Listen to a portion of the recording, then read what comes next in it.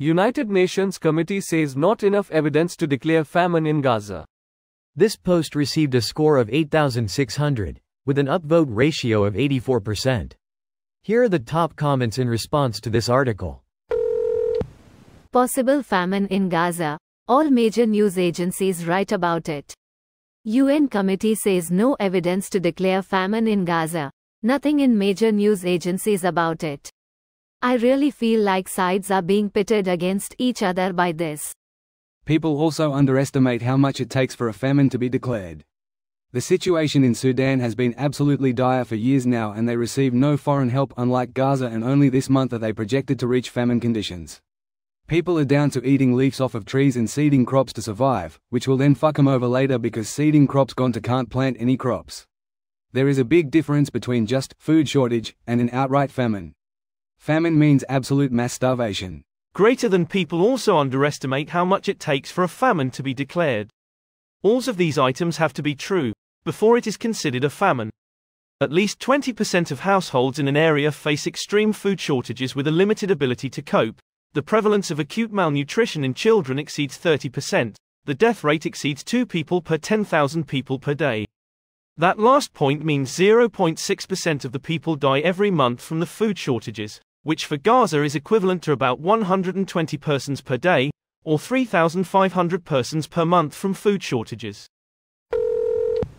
Communicate 2 extremely important points.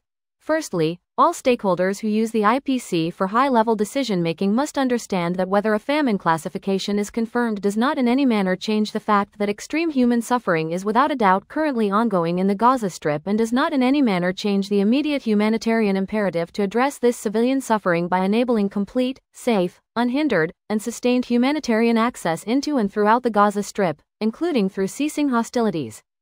All actors should not wait until a famine classification for the current period is made to act accordingly. Fact that we are unable to endorse, or not, FEWS-NET's analysis is driven by the lack of essential up-to-date data on human well-being in northern Gaza, and Gaza at large. Thus, the FRC strongly requests all parties to enable humanitarian access in general, and specifically to provide a window of opportunity to conduct field surveys in northern Gaza to have more solid evidence of the food consumption, nutrition, and mortality situation. So you are just leaving out the actual analysis? The part where they show that the FEWS-NET methodology ignores 65% of the calories the UN is confident are coming into Gaza? The part where they demonstrate that Gaza has been getting 100% of caloric needs for the population delivered by aid, confirmed by the UN, since April?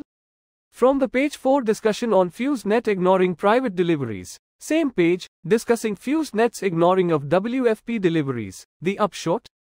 And WFP deliveries of flour, sugar, yeast, and salt to bakeries, translates to the exclusion of food equal to as much as 38% to 49% coverage of the daily kilocalorie requirement in April.